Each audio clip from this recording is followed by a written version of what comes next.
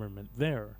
An interim government led by Nobel Peace Laureate Muhammad Yunus was sworn in on Thursday with the aim of holding elections in the Asian nation.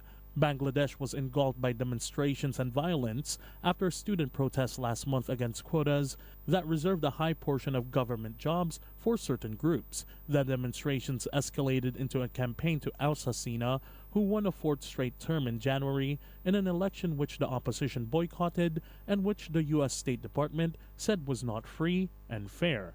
Hasina's exit came after at least 300 people, many of them students, were killed in a crackdown on demonstrations.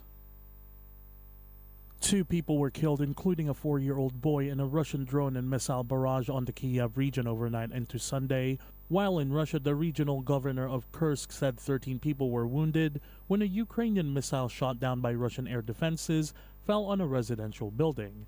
The bodies of a 35-year-old man and his son were found under rubble after fragments of missiles fell on a residential area in Kiev's suburban Brovary district, according to Ukraine's State Emergency Service. Another 3 people in the district were also injured in the attack. The attacks come as Ukraine's surprise military incursion into Russia's Kursk border region enters its 6th day.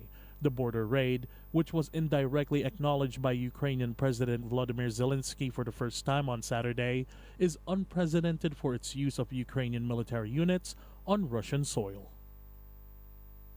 Austria's chancellor said on Sunday his country's intelligence agencies should have greater power to monitor communications on messaging apps to stop extremists after a planned suicide attack at a Taylor Swift concert in Vienna was thwarted this week. Swift's 3 planned concerts were cancelled after Austrian authorities got wind of a plot led by a 19-year-old youth to launch an ISIS-inspired suicide attack at a soccer stadium where tens of thousands of fans were planning to attend the shows. News of the planned attacks has reanimated debate over the tight restrictions Austria has in comparison to other Western nations on the monitoring of messaging communications, just as the country gears up for an election on September 29. We really need our agencies to be upgraded technically so they're on an equal footing with terrorists, with organized crime, so we can combat them, Chancellor Karl Nehammer said in an interview with Germany's Bild newspaper. Customs agents have seized around 93 kilograms of cocaine at the port in the northern Greek city of Thessaloniki. The cocaine was found on a ship that sailed from Ecuador to Thessaloniki carrying bananas, which would have been delivered over land to Romania by a French company, according to Greece's Independent Authority for Public Revenue, or IAPR, which oversees customs operations. IAPR said in a statement released late Friday, customs agents x-rayed a container and found 80 packages hidden inside the container's cooling mechanism.